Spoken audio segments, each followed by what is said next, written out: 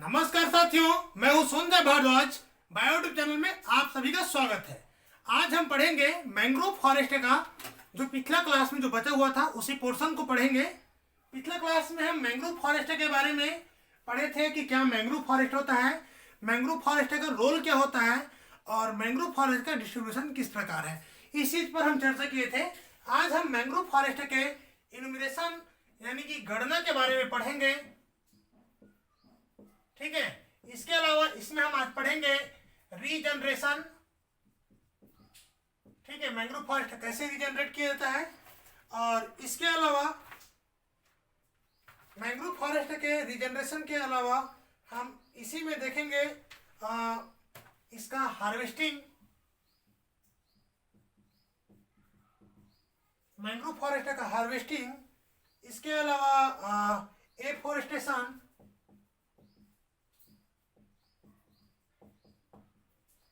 And इसी में देखेंगे सिल्वीकल्चर। ठीक है, मैंग्रोव फॉरेस्ट का सिल्वीकल्चर भी हम पढ़ेंगे। तो इतना चीज को आज हम डिटेल करेंगे। तो साथियों, आप लोगों से अनुरोध है कि वीडियो को स्किप ना करें, पूरा देखें और ध्यान से बन जाए, क्योंकि ये जो नोट्स है बहुत मेहनत से तैयार किया जाता है। ठीक है, रेफरेंस बुक से। तो हम देखेंगे इसका enumeration of mangrove forest, mangrove forest की गणना के बारे में बात करेंगे। तो मैंग्रोव फॉरेस्ट की गणना है enumerated either are line plot method और स्ट्रिप सैंपलिंग मेथड। ठीक है, तो मैंग्रोव फॉरेस्ट वेजिटेशन है, इसकी गणना या तो लाइन प्लॉट मेथड से किया जाता है या स्ट्रिप सैंपलिंग मेथड के द्वारा किया जाता है।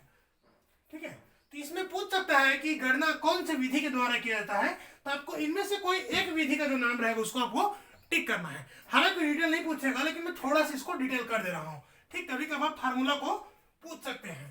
तो हम देखेंगे लाइन प्लॉट सैंपलिंग मेथड के बारे में।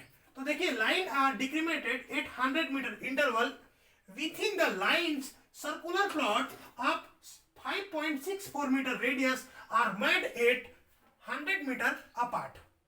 These give 1% sampling. हम देखेंगे कि जो फॉरेस्ट एरिया है, आपको जो सैंपलिंग जो यूनिट है, यहाँ पर हम क्या करते हैं, इस फॉरेस्ट एरिया को हम क्या करते हैं लाइन के द्वारा, ठीक है, लाइन से सीमांकन करते हैं। कितना, ये इसका जो दूरी रहता है 100 मीटर दूरी रहता है इस लाइन के बीच का।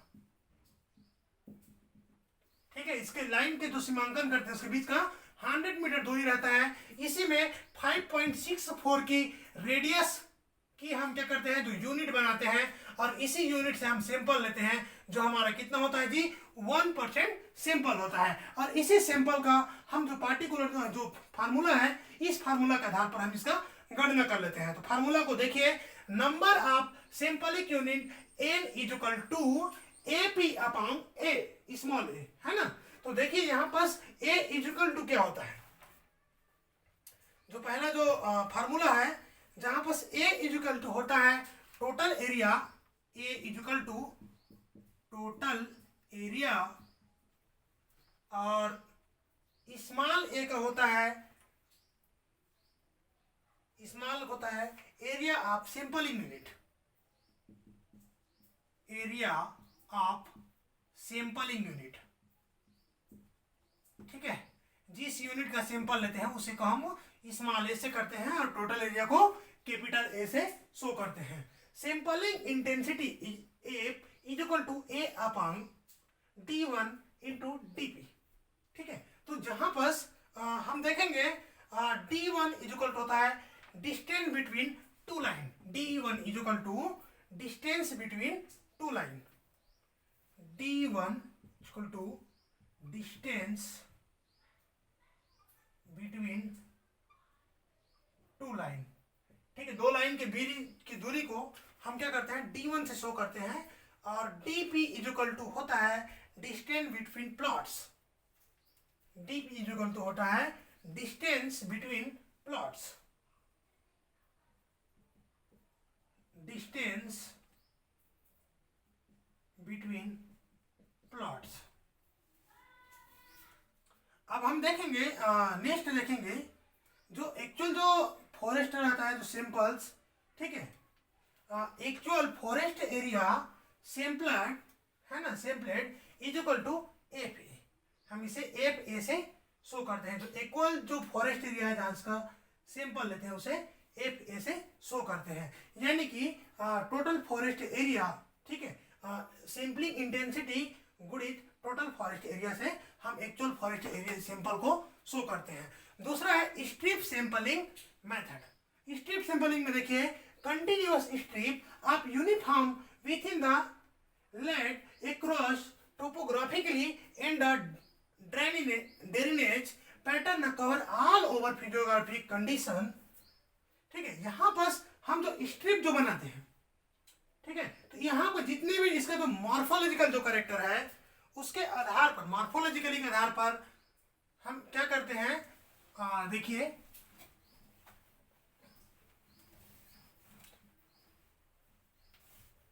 तो स्ट्रिप सैंपलिंग मेथड में हम इस पार्टिकुलर एरिया का, ये मैंग्रोव फॉरेस्ट है और इसे हम क्या करते हैं, यहाँ पर स्ट्रिप लगाते हैं। ठीक है, स्ट्रिप से सैंपल लेते हैं और इस स्ट्रिप की खासियत ये है कि हम इस पहला स्ट्रिप को रेंडमली हम कहीं पर रखते हैं और बाकी जितने भी स्ट्रिप रखेंगे उसे हम पार्टिकुलर ऑर्डर में रखेंगे। यानी कि जो स्ट्रिप से स्ट्रिप की दूरी क्या रहेगा, समान रहेगा। ठीक है, तो इस स्ट्रिप का हम साइज को देखेंगे तो इस स्ट्रिप की जो चौड़ाई है, स्ट्रिप की जो चौड़ाई है, जो विड्थ है, ये 10 से 20 मीटर होगा। ठीक है, इस स्ट्रिप की चौड़ाई कितना होगा, 10 से 20 मीटर होगा और इन दोनों स्ट्रिप के बीच की जो दूरी है यह होगा 500 मीटर की। ठीक है, तो इस प्रकार से हम जो स्ट्रिप सैंपलिंग मेथड में यूज करते हैं। तो यहाँ का जो स्ट्रिप में से हम सैंपल निकाल करके इसके जो गणना के लिए यूज करते हैं। तो आपको इतना जानना है कि स्ट्रिप सैंपलिंग मेथड में यूनिफॉर्मली हम क्या करते हैं, स्ट्रिप का निर्माण करते हैं। ठीक है, स्ट्रिप करके बिछाते हैं, स्ट्रिप बिछाते हैं और उसका गणना करते हैं। हम आते हैं इसमें नेचुरल रीजनरेशन। नेक्स्ट टॉपिक है नेचुरल रीजनरेशन।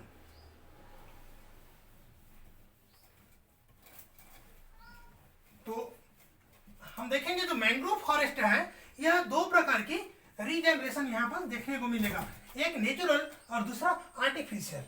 तो पहला हम देखेंगे नेचुरल रीजनरेशन। नेचुरल रीजनरेशन, ठीक है, यहाँ पर जो प्राकृतिक रूप से क्या होगा, जनरेशन होगा। ठीक है, तो यहाँ पर देखिए natural regeneration come from existing advance growth viviparous seedling and seed released from trees. ठीक है, यहाँ पर जो नेचुरल रीजनरेशन होगा यह क्या होगा जी, एडवांस होगा। ठीक है, ऐसा जो रीजनरेशन कहीं और देखने को नहीं मिलेगा। ठीक है, यहाँ का जो पैटर्न है जो है वह क्या है, viviparous seedling,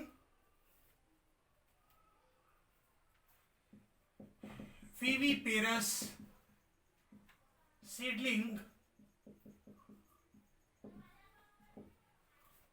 seed release,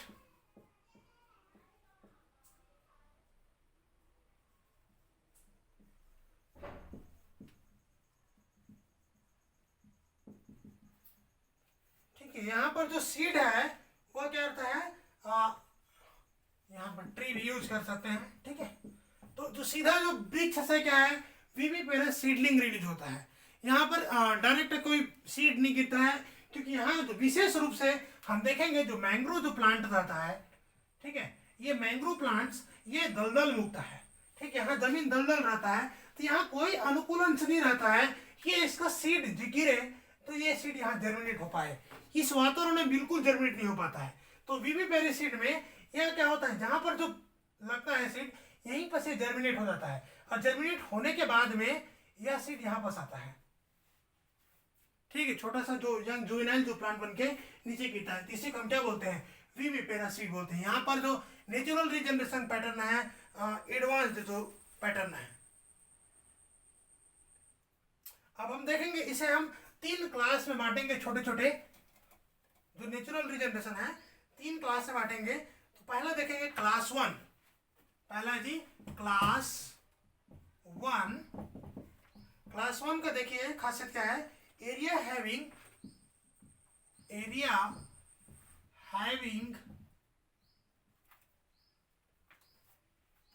more than 30 centimeter but less than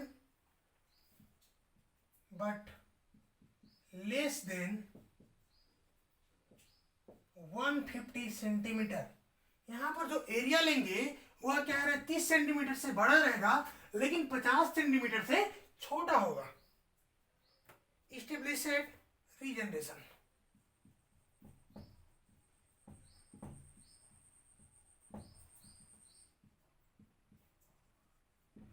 ठीक है, रीजनरेशन स्थायी के यहाँ पर होने के लिए जो एरिया लेंगे वो क्या रहेगा, 30 सेंटीमीटर से बड़ा होना चाहिए लेकिन 50 सेंटीमीटर से छोटा होना चाहिए इसके एस्टैब्लिशमेंट के लिए। फिर देखेंगे क्लास टू।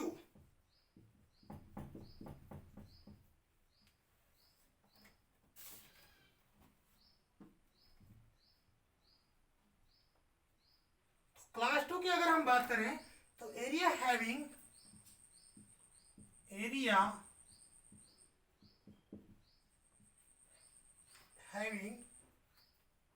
हम यहां देखेंगे less than 30 centimetre but have potential regeneration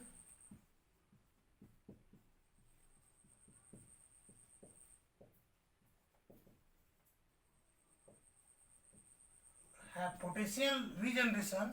अगर इसका पोटेंशियल रीजनरेशन की अगर हम बात करें तो 1.5 to 3 मीटर चाहिए। ठीक है, क्लास टू का जो एरिया कितना रहेगा, 30 सेंटीमीटर से कम तो एरिया चाहिए इसका, लेकिन पोटेंशियल जो रीजनरेशन के लिए इसकी क्षमता के लिए कितना चाहिए, 1.5 से 3 मीटर तक की एरिया क्या है इसको तक ये रीजनरेशन होगा। हम देखेंगे इसका क्लास थ्री। तो क्लास थ्री की बात करेंगे तो area having saplings of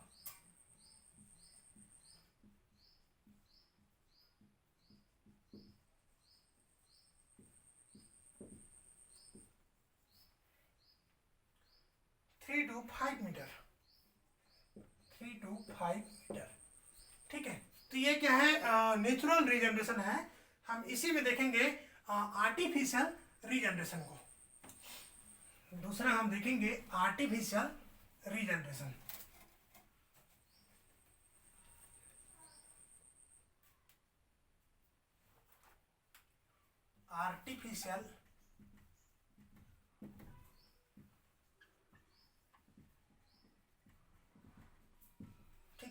artificial regeneration की बात करें तो Rhizophora does not occur nursery. ठीक है, तो राइजोफोरा के जो प्लांट होता है उसे नर्सरी की आवश्यकता नहीं होती है। ठीक है, आर्टिफिशियल रीजनरेशन कराते हैं। तो यहाँ पर जो पहला पॉइंट देखिए, राइजोफोरा डज नॉट ऑकर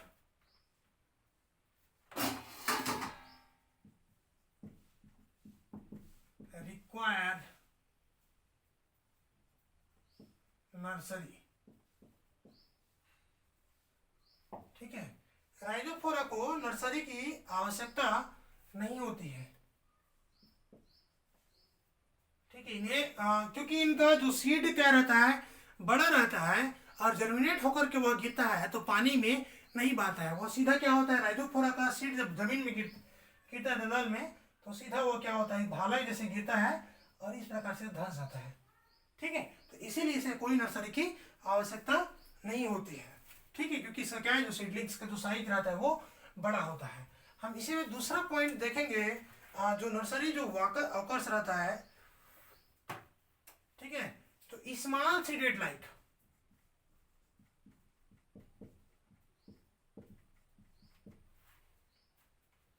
जैसे देखिए सोनेराटिया,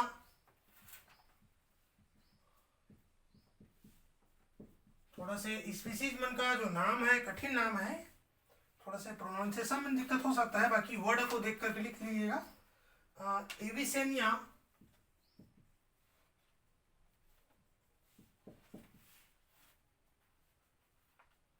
आपका दूसरा चीज क्या है, एविसिनिया।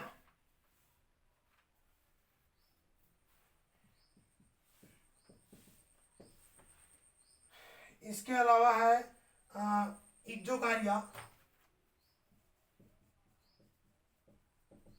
ये जो क्या है, स्मॉल सीडेड है। इनके लिए हमें क्या है, नर्सरी में नर्सरी की आवश्यकता होती है, क्योंकि इनका सीड क्या होता है, बह जाता है पानी से।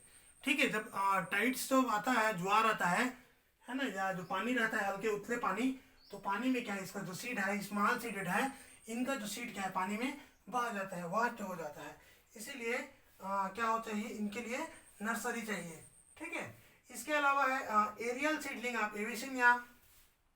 ठीक है, जो एरियल सीडलिंग हम देखेंगे एविसिनिया का, इसी का एरियल सीडलिंग, तो इसका 50% सक्सेस होने का चांसेस रहता है। जो एरियल सीडलिंग इसका एविसिनिया का रहता है, उसका 50% होने का चांसेस रहता है। हम नेक्स्ट देखेंगे जी पेस्ट कंट्रोल। ठीक है, इसका तो बेसिक चीज को जानना है। आर्टिफिशियल रिजनरेशन में याद रखिएगा कि राइजोफोरिया के लिए किसका नर्सरी की आवश्यकता नहीं पड़ता है। ठीक है, जबकि जो स्मॉल सीडेड जो है, जैसे सेनेराटिया, ठीक, एविसिना है ना, इक्जोकारिया, इनका क्या है, जो सीड बहुत छोटा रहता है, सीडलिंग इसका, ठीक है, पानी में बह जाता है, इसीलिए इनकी क्या है, नर्सरी की हमें रिक्वायरमेंट होती है। ठीक है, तो नेक्स्ट हम देखेंगे पेस्ट कंट्रोल को। हम इसका देखेंगे pest control.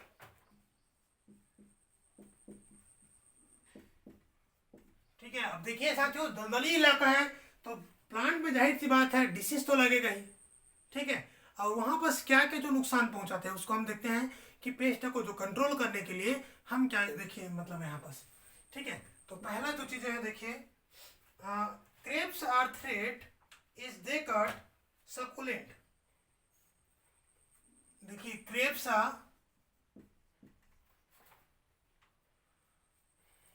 Threat, crepes are threat is they cut the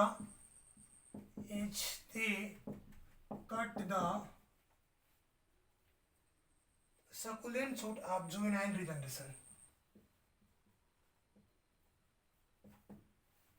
Shoot of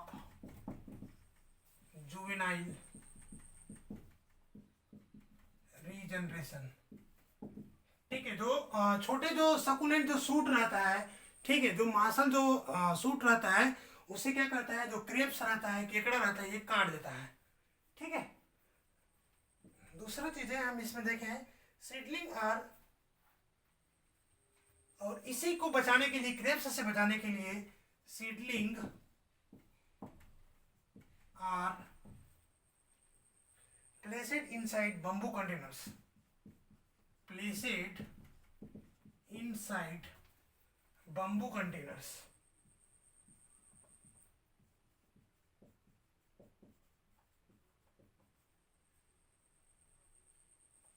ठीक है, बांस के छोटे छोटे कंटेनर्स में सीडलिंग को क्रेप्स से, ठीक है, क्रेप्स या वैसे और अन्य जो पेस्ट रहता है उनसे बचाने के लिए बंबू कंटेनर में रखा जाता है। हम इसमें देखेंगे next, it is better plant seedling instead of seedling rhizophora liable damage to stem borers। ठीक है, जो स्टेम बोरर से भी क्या होते हैं, डैमेज होने की संभावना रहता है। ठीक है, और इसके अलावा लीफ कैटरपिलर, जो लीफ कैटरपिलर रहता है, ठीक है, लीफ कैटरपिलर, ये तो लीफ कैटरपिलर क्या करता है, डीफोलिएज करता है, पूरा जो पत्ती रहता है उसे खा जाता है। ठीक है, तो यह भी क्या रहता है, जो ट्री को नुकसान पहुंचाता है। हम नेक्स्ट इसका देखेंगे हार्वेस्टिंग। नेक्स्ट जो पॉइंट है इसका हार्वेस्टिंग, कटाई। हम इसका जो मैंग्रोव फॉरेस्ट का रीजनरेशन देख लिए, अब रीजनरेशन के बाद में आता है हार्वेस्टिंग या कटाई।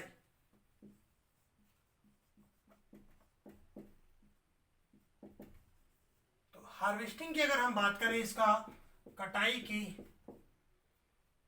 तो मैंग्रोव फॉरेस्ट की हम कटाई की बात करेंगे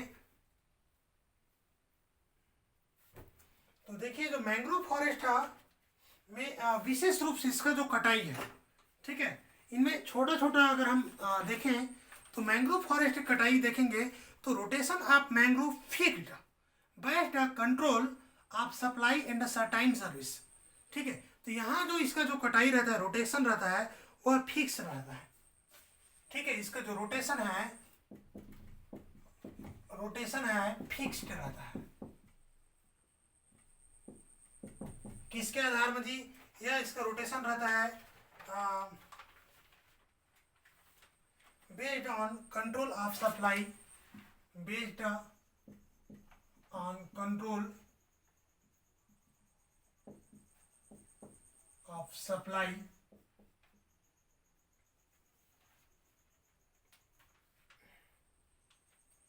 ऑफ सर्टेन सर्विस,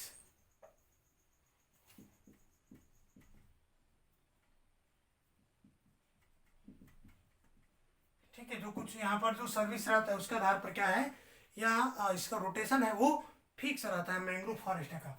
इसका जो भी रोटेशन होगा, जो काटने का है ना, वो क्या रहेगा, पूरा फिक्स रहेगा। हम दूसरा चीज इसी का देखेंगे, इसमें का जो सेलेक्टिव जो स्पीसीज है, ठीक है, सेलेक्टिव फॉरेस्ट प्रोडक्ट, यहाँ पर हम जो देखेंगे production of selective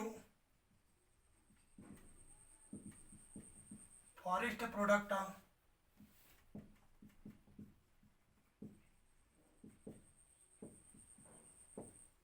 produce financial return,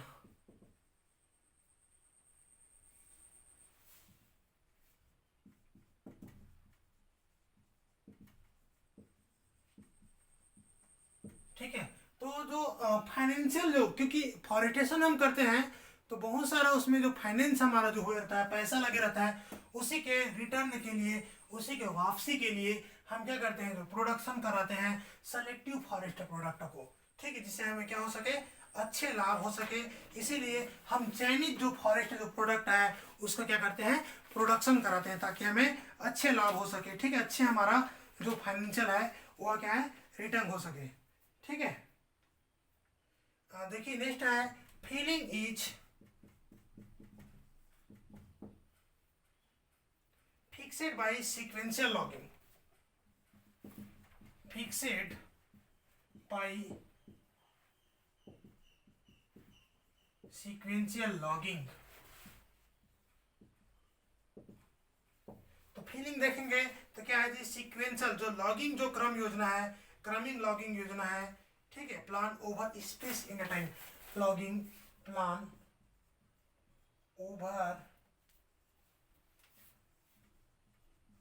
space and time, ठीक है। जो स्पेस जो टाइम रहता है उसी के आधार पर इसका जो फीलिंग सीक्वेंशियल जो क्रम है, उसी योजना के आधार पर हम इसका क्या करते हैं, फीलिंग करते हैं, उसी आधार पर ये फिक्स्ड रहता है, ठीक है। यहाँ पर हम देखेंगे जो felling strips are oriented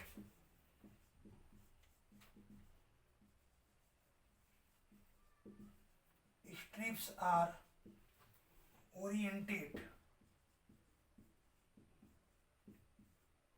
45 degree or 90 degree tidal waves, ठीक है। जो टाइडल वेव्स के उसी के ओरिएंटेड हम करते हैं 45 से 90 डिग्री में, इसे हम क्या करते हैं, ओरिएंटेड करते हैं, उसी के उन्मुख करते हैं। जो फीलिंग स्ट्रिप जो है वो 45 से 90 डिग्री के जो टाइडल जो है ओरिएंटेड जो वेव्स में हम इसे डालते हैं, ठीक है। अब देखिए जो हार्वेस्टिंग जो सिस्टम है, नेक्स्ट जो पॉइंट है हार्वेस्टिंग सिस्टम, हम यहाँ पर देखेंगे इसका हार्वेस्टिंग सिस्टम देखेंगे तो क्या क्या जो हार्वेस्टिंग के लिए, कटिंग के लिए हम क्या क्या करते हैं। तो यहाँ देखिए व्हील फैरो मेथड,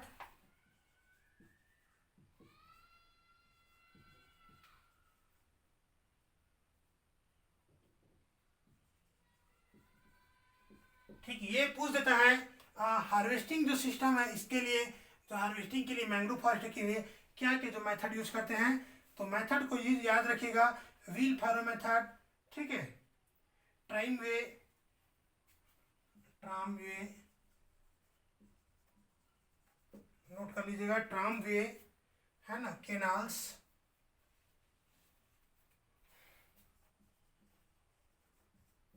इसके अलावा है, मैं थोड़ा सा ऊपर इसको लिख देता हूं, portable cable winch, portable cable winch, ये जो टूल्स है ये सब क्या है, इसके कटाई के लिए हम यूज करते हैं। क्या क्या टूल्स है, व्हील फैरो मेथड है ना, ट्राम वे, केबल्स, नहीं सॉरी केनाल्स, फिर क्या है पोर्टेबल केबल विंच, ये सारे जो टूल्स हैं हम इसे हार्वेस्टिंग के लिए यूज करते हैं। अब हम देखेंगे एफॉरेस्टेशन, मैंग्रोव एफॉरेस्टेशन, इसी में है मैंग्रोव एफॉरेस्टेशन।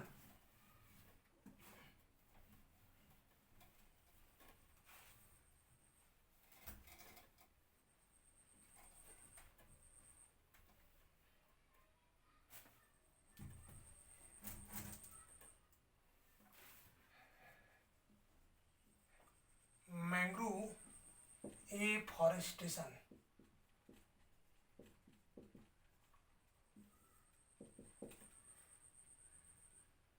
तो हम देखेंगे मैंग्रोव का वनीकरण या एफॉरेस्टेशन है ना, वनीकरण, तो इसका हम वनीकरण की बात करेंगे तो क्या क्या चीजें आता है मैंग्रोव की एफॉरेस्टेशन के लिए, तो हमें क्या है बहुत सारा चुनौतियों वगैरह या अलग अलग चीज़ों का हमें सामना करना पड़ता है। तो पहला हम इसका देखेंगे चैलेंजेस,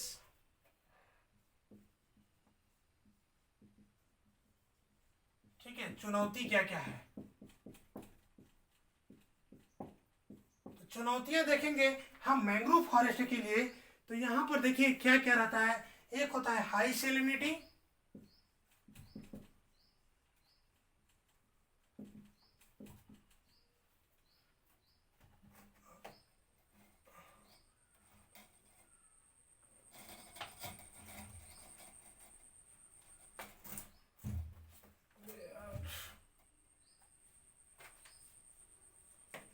थोड़ा सा प्रॉब्लम आ जाता है साथियों कभी कभी मेरा बोर्ड में,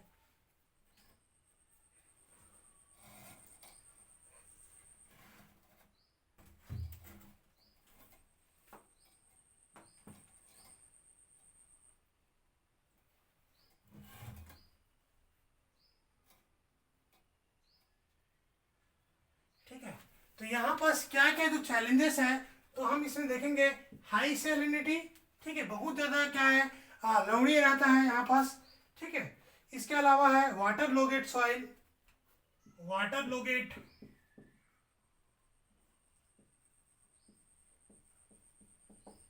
सॉइल, ये भी एक फैक्टर है। इसके अलावा है poor soil aeration, poor soil aeration in the fluidity of soil surface,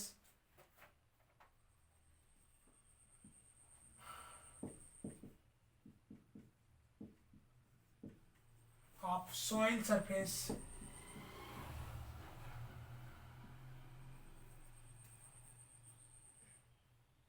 are the main construction, are the main construction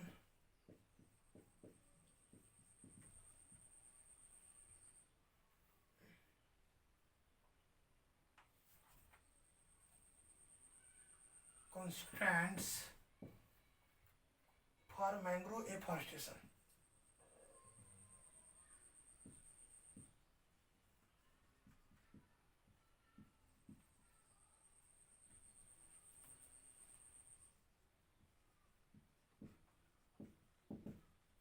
ठीक है, तो ये मेन चीज है आपका हाई सैलिनिटी, वाटर लॉगेट सॉइल, ठीक है, पुअर सॉइल इरेशन, ये सब चीज क्या है इसमें चुनौतियां हैं ठीक है, ये सब चुनौतियां आपको देखने को मिल सकता है। उसके बाद हम देखेंगे एरिया सिलेक्शन। एरिया सिलेक्शन, ठीक है, इसे हम बोलते हैं स्थान चयन।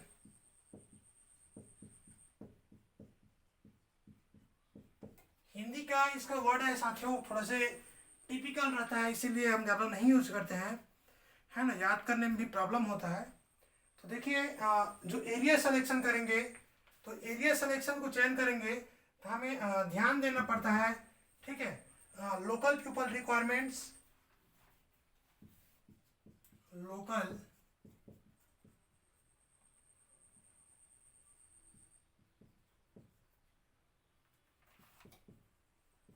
रिक्वायरमेंट, है ना, स्थानीय लोगों की जो आवश्यकता है।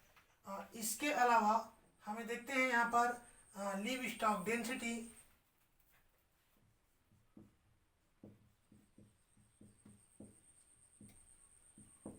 लिव स्टॉक डेंसिटी, इसके अलावा है local need of community, sorry fuel with requirement,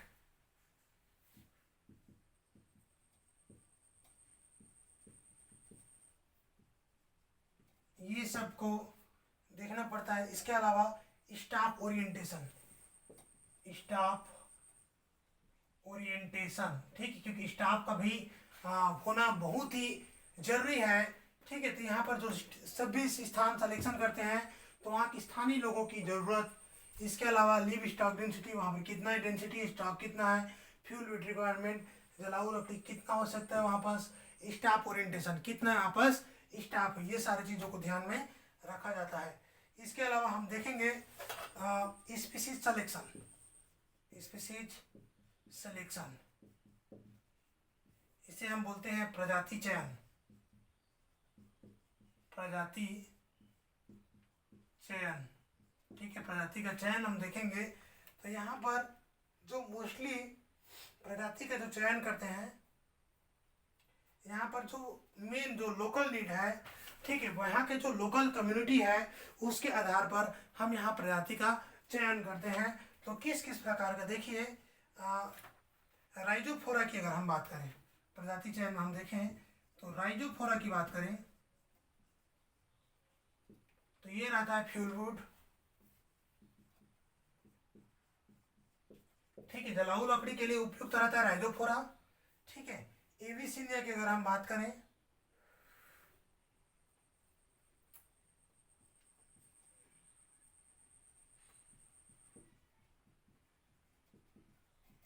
तो ये फोडर के लिए उपयुक्त रहता है, ठीक है, चारा के लिए सुइटेबल रहता है कौन, एविसिनिया, ठीक है। तो इस चीज का इसमें विशेष रूप से ध्यान देना पड़ता है। अब हम देखेंगे प्लांटिंग स्टॉक्स, नेक्स्ट इसी में देखेंगे प्लांटिंग स्टॉक्स, हमारे जो प्लांटिंग स्टॉक में क्या क्या होना चाहिए।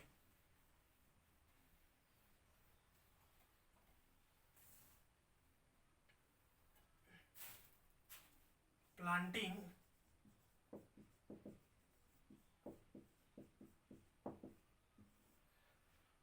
तो प्लांटिंग स्टॉक की बात करेंगे, है ना, इसे हम हिंदी में क्या बोलते हैं, रोपण स्टॉक,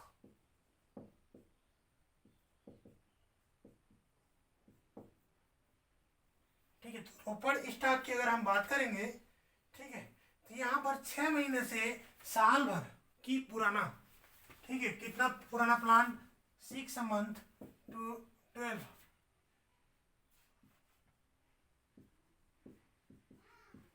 ओल्ड प्लांट को हम यूज करते हैं, ठीक है।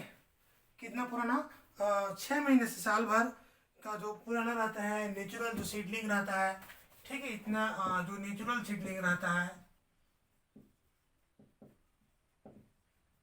को इसी को यही हमारा क्या है, रोपण स्टॉक है। हम रोपाई के लिए इसी जो स्टॉक को यूज करते हैं, जो 6 महीने से 1 साल तक की पुराना हो सकती है ना। और जो हमारा नर्सरी है, जो प्लांटिंग साइट के आसपास में होना चाहिए, इस बात को हमें ध्यान में रखना पड़ता है कि हमारा जो नर्सरी है वह कहाँ होना चाहिए, प्लांटिंग जो साइट के आसपास होना चाहिए। ठीक है, तो इसमें भी एग्जाम्पल में वही है आपका एविसिन या राइजोफोरा लिख सकते हैं। ठीक है, इसके अलावा हम देखेंगे यहाँ पास जो प्लांटिंग डन इन मानसून,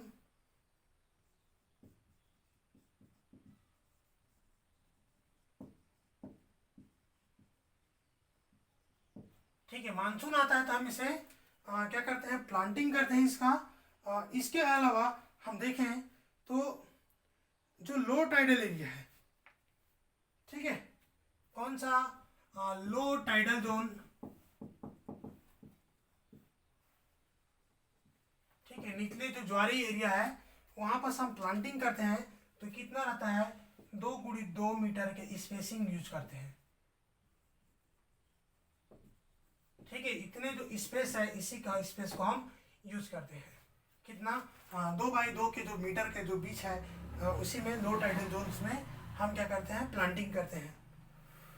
इसके अलावा इसका जो सर्वाइवल रहता है जो फ्रेश सीडलिंग का, ठीक है, कितना रहता है जी, एरिया विथ जो सीडलिंग रहेगा मिनिमम 70% जो सीडलिंग क्या रहता है, सर्वाइवल इसका रहता है। हम इसका देखेंगे जो नीड जो सीडलिंग है, फ्रेश सीडलिंग हमें आवश्यकता होगा। इसके अलावा यहाँ पर जो थिनिंग,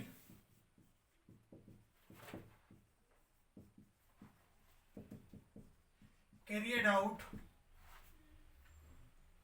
आपका 10 to 15 ईयर्स, ठीक है, 10 से 15 साल में इसका क्या है, थिनिंग की आवश्यकता पड़ती है, क्योंकि जब घना हो जाता है बहुत ज़्यादा तो ग्रोथ क्या होता है, इफेक्ट होता है, तो उस समय क्या इसका थिनिंग की आवश्यकता होती है, कटाई छटाई की। हम इसमें और जो प्रमुख चीज़ें देखेंगे, इसके अलावा हम इसे प्रोटेक्शन, ठीक है जी, एक चीज़ और है जो प्लांटिंग स्टॉक की प्रोटेक्शन, जब हम प्लांटिंग करते हैं तो प्रोटेक्शन की भी आवश्यकता होता है।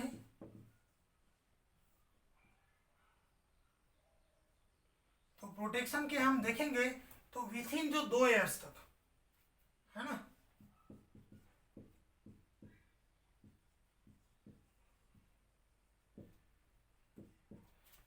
2 साल के अंदर तक इसी बीच में क्या रहता है, इस समय हमें क्या करना चाहिए, प्रॉपर वीडिंग, ठीक है, प्रॉपरली बीच बीच में क्या है इसका जो वीट को निकालना पड़ता है ना। इसके अलावा prevent grazing and pulling, prevent grazing and pulling, ठीक है, जो चराई से भी क्या है इसको बचाना रहता है। हम यहाँ पर देखेंगे लिमिट, क्योंकि एल्गल ग्रोथ भी यहाँ पर हो जाता है, ठीक है, एल्गल ग्रोथ। इसके अलावा यहाँ जो पेस्ट कंट्रोल होता है, पेस्ट कंट्रोल डिफिकल्ट होता है,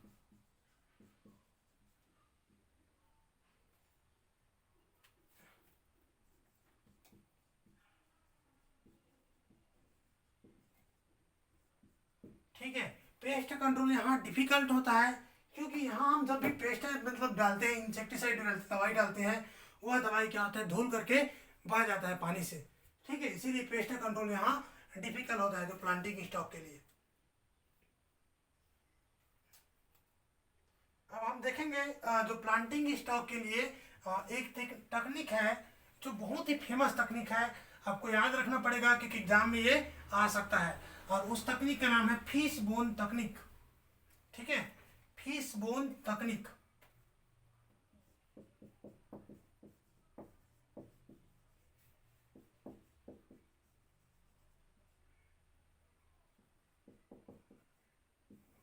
तो फिश बोन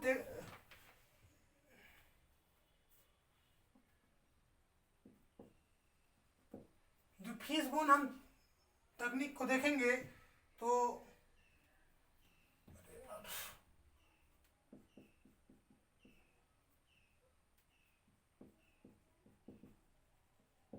ठीक है, फिश बोन तकनीक को देखेंगे तो इसमें एक स्पेशल प्रकार का, ठीक है, जैसे बिल्कुल नाम से स्पीसीज है ना, नाम से स्पष्ट है, फिश बोन मतलब मछली के जैसे हड्डी रहता है, ठीक है, उसी टेक्निक को हम लगवाते हैं। यहाँ पर जब हम खुदाई करेंगे इसके लिए बेड के लिए, तो बिल्कुल जो मछली का जो बोन है, कांटा है, उसी पैटर्न में, ताकि कोई प्रकार का जो ज्वार आए, है ना, तो ऐसे डिफिकल्ट ना हो। तो देखिए development in,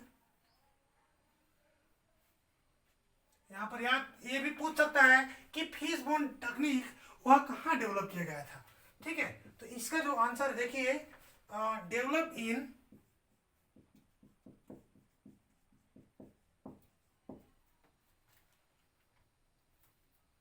Pichavaram Tamil Nadu.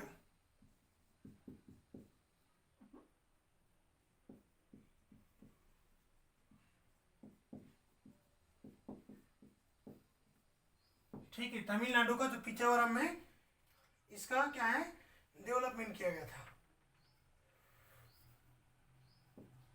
Planting in done is done in manner of 25-degree angle, manner of 45-degree angle,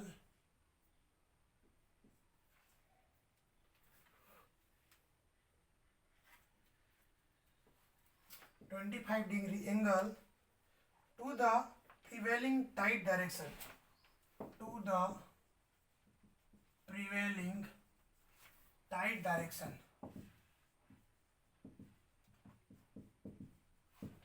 ठीक है, तो इसी को जो टाइड जो डायरेक्शन रहता है उसी डायरेक्शन में, ठीक है, जिस डायरेक्शन में ज्वार आता है उसी डायरेक्शन में से क्या करते हैं, फिश बोन जो एंगल में 25 एंगल में हम इसे करते हैं। जैसे देखिए ये फिश का बोन है, मेन है, और इस डायरेक्शन में 25 के डायरेक्शन में इसमें क्या है, प्लांटिंग करते हैं, ठीक है, और इससे क्या होता है, जैसे ही जब भी टाइड आता है, ठीक है, तो टाइड निकल जाता है, और इसका जो मेन जो इस प्रकार का जो फैशन हम जो यूज करते हैं, इससे हमारा क्या है, जो टाइड जो आता है, बाढ़ आता है, ज्वार आता है, उससे इसका क्या है, रक्षा हो जाता है। Bed for planting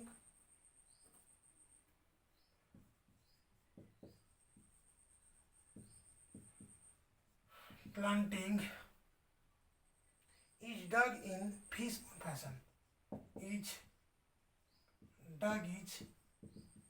fishbone fashion, ठीक है, तो यहाँ पास जो खुदाई भी करेंगे इसका बेड का, तो वह मछली के जो बोन है, कांटा है, उसी के आकार का, उसी के जो फैशन में, उसी तरीका से क्या करते हैं, खुदाई करते हैं।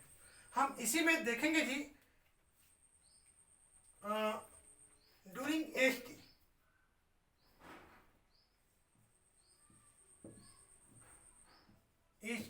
एसटी का मतलब होता है हाई टाइड, ठीक है, जब उच्च ज्वार आता है, water enter the canal, water enter the channel,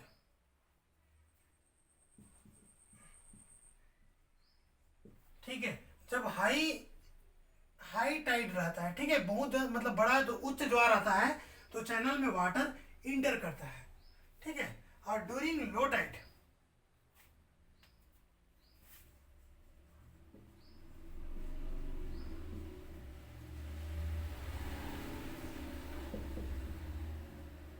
ठीक है, ड्यूरिंग लो टाइड अब हम देखेंगे तो क्या होता है, water leave the channel, water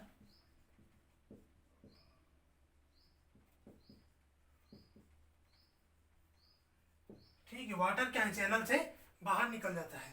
इस प्रकार इसमें फैशन देखने को मिलता है। तो ये फिश बोन टेक्निक बहुत ही इंपॉर्टेंट है। इसमें याद रखिएगा कि ये डेवलप कहाँ, जो पिचावरम में तमिलनाडु में डेवलप किया गया था। 45 डिग्री में एंगल जो क्या है, प्रिवेलिंग जो टाइड एंगल है, उस डायरेक्शन में इसका क्या है करते हैं, और इसी फैशन से खुदाई करते हैं। और इसमें चैनल में जब हाई टाइड रहता है तो पानी इंटर करता है, और लो टाइड होता है पानी बाहर निकलता है।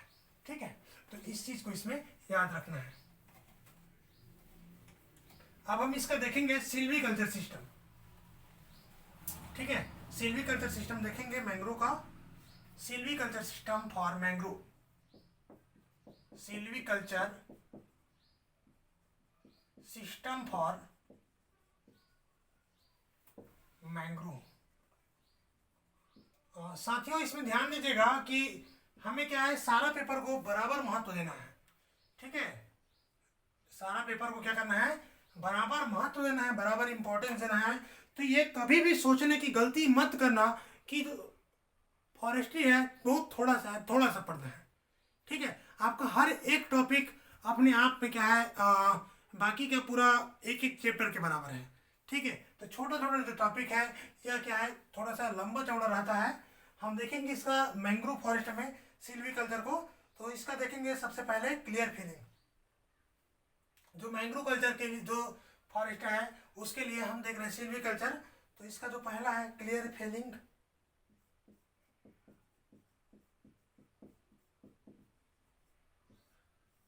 ठीक है, तो हम देखेंगे क्लियर फेलिंग या साफ फेलिंग।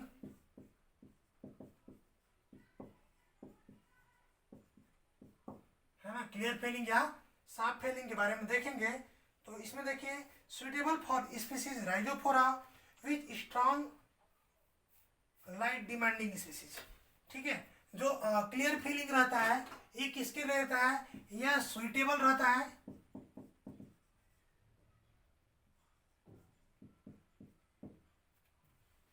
किसके लिए, राइजोफोरा के लिए। और ये क्या रहता है, लाइट डिमांडिंग रहता है। ठीक है, कैसा जी, strong light demanding.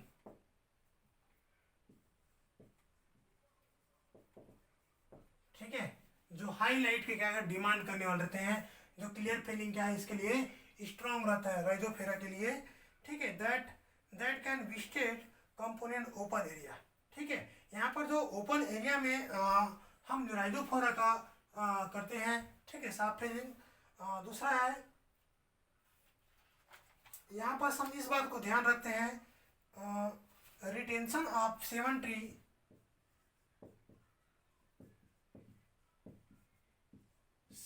Tree per hectare that time of final felling, at that time of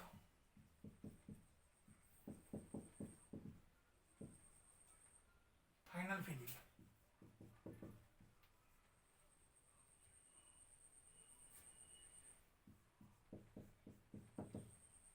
ठीक है, जो फाइनल फिलिंग होता है उस टाइम में क्या है, 7 ट्री पर हेक्टेयर के हिसाब से हम क्या करते हैं, यहाँ पर रखते हैं। ठीक है, 7 ट्री पर हेक्टेयर वाला जो सिद्धांत अपनाते हैं। अब यहाँ पर देखिए जो प्लांट है। ठीक है, यहाँ पर जितने भी जो प्लांट है जिसका डायमीटर, ठीक है, 7.5 से एबव हो गया है। ठीक है, क्या 7 पॉइंट एबव डायमीटर वाले को हम क्या करते हैं, रिमूव कर देते हैं। ठीक है जी,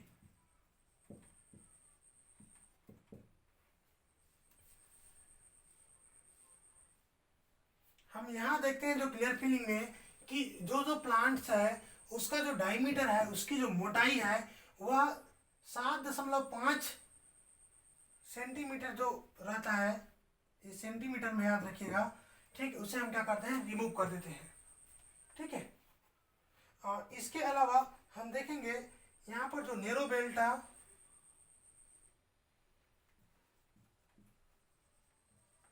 3 metre belt is retained adjacent of river bank.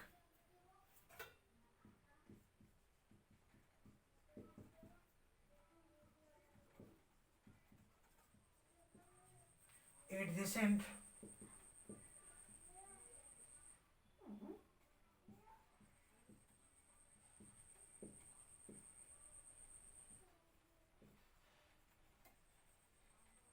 ठीक है, नदी जो किनारे रहता है वहां पर नेरो बैंक संकरा जो हम पट्टी जो यूज करते हैं। ठीक है, ताकि जो मिट्टी की कटाई ना हो, जो कोस्टल जो एरिया है किनारे है वहाँ पर मिट्टी की कटाई ना हो, इसीलिए हम इसे यूज करते हैं। ठीक है, हम नेक्स्ट इसी में देखेंगे क्लियर फिलिंग के बाद में चयन, सिलेक्शन देखेंगे। ठीक है, नेक्स्ट इसमें देखेंगे क्या है, सिलेक्शन।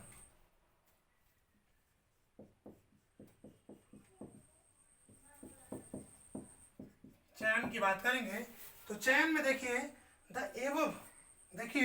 द एबव सर्टेन है ना pre determined diameter are harvested from annually stood crops. ठीक है, तो जितने भी जो सेलेक्टिव जो है, ठीक है, जो प्री डिटर्मिनेटेड, ठीक है, पूर्व निर्धारित जो क्रॉप है, प्री डिटर्मिनेटेड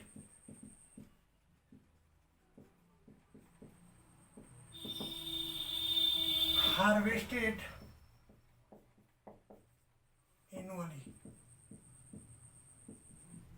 ठीक है, हर साल जितने भी हम इसे पहले से निर्धारित करके रखे रहते हैं, है ना, जैसे देखते हैं ना कि ये मतलब ये नेक्स्ट ईयर काटने लायक हो जाएगा, तो ऐसे जो क्रॉप है, सेलेक्टिव जो क्रॉप है, उसका हम चयन करके एनुअली हर साल इससे क्या करते हैं, कटाई करते हैं, यही इसका चयन है। फिर अब देखिए सिलेक्शन क्रॉप इंप्रूवमेंट।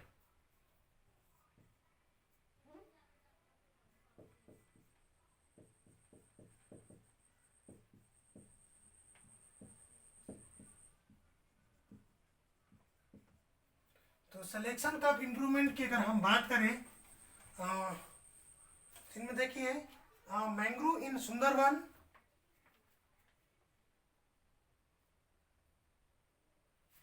है ना, यहाँ पर देखिए मैंग्रोव इन Sundarban,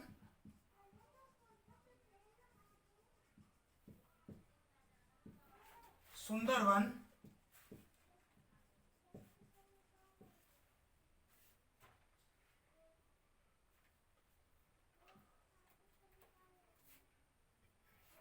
2 years after planting, 2 years after planting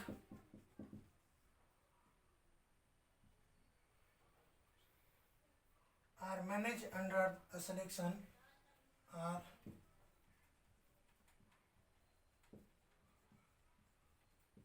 under selection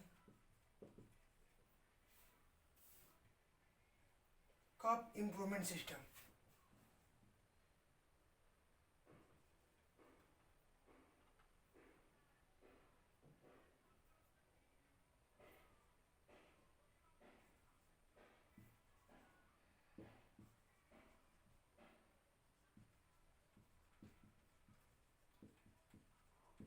ठीक है,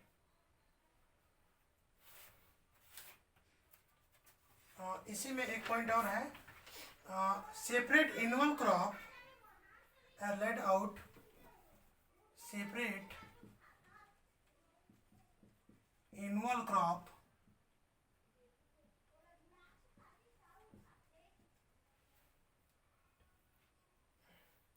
are laid out of for timber, are laid out for timber। ठीक है, टिम्बर के लिए हम क्या करते हैं, जो सेपरेट कर देते हैं fuel wood and pulp would.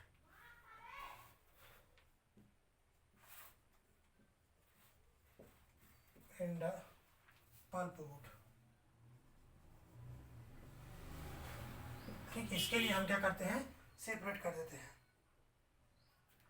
Extraction. ठीक है, पल्प वुड एक्सट्रैक्शन के लिए सेपरेट कर देते हैं। इसके बाद में लास्ट पॉइंट है, all type of harvest are carried of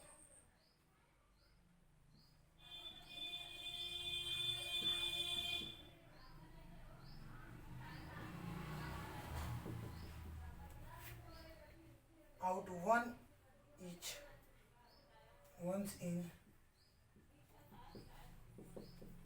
each 20 years period, 20 years period. ठीक है, तो जितने भी प्रकार का जो प्लांटेशन है सभी का हम हार्वेस्टिंग फाइनली कितना करते हैं, 20 साल के जो एयर में हम क्या कर देते हैं, इसका हार्वेस्टिंग कटाई कर देते हैं, चाहे वो कोई प्रकार का क्रॉप हो। ये मैंग्रोव फॉरेस्ट के जो सिल्वीकल्चर है इसमें इस मेथड को अपनाते हैं। साथियों नेक्स्ट क्लासेस में हम पढ़ेंगे कोल्ड डिजर्ट को, ठीक है, कोल्ड डिजर्ट के बारे में पढ़ेंगे। ठंडे जो रेगिस्तान में किस प्रकार के जो वनस्पति है वह पाई जाती है उसके बारे में हम पढ़ेंगे। साथियों एक क्लास में बहुत मेहनत से तैयार करता हूँ, आप लाइक कर दीजिएगा प्लीज, है ना, क्योंकि लाइक करते हैं तो मेरा हौसला अफजाई होता है, ठीक है। तो ज़्यादा से ज़्यादा वीडियो को लाइक करें, है ना, सब्सक्राइब करें और शेयर करें। हमारे जितने भी जो नया व्यूअर्स हैं वह चैनल को सब्सक्राइब कर लें और अपने जो साथी हैं उन तक क्या है शेयर करें, ठीक है। तो आज के लिए फिलहाल इतना ही साथियों, और एग्रीकल्चर की जो क्लासेस है वह हाल ही के 1-2 दिन में बहुत जल्दी स्टार्ट कर दिया जाएगा, क्योंकि जो हम जो नोट्स तैयार कर रहे हैं, अभी तैयार हो रहा है, वह सब क्या है बिल्कुल लाइन टू लाइन तैयार हो रहा है, ठीक है। तो एकदम सिलेबस के अकॉर्डिंग पढ़ेंगे हम, इधर उधर के कोई चीज़ें नहीं पढ़ेंगे, ठीक है। तो सोर्स हम धांसू आपको देंगे, स्टैंडर्ड सोर्स देंगे, है ना, पढ़ने के लिए। तो हमारे क्लास को ज़्यादा से ज़्यादा लाइक करें, सब्सक्राइब करें, शेयर करें। Thank you.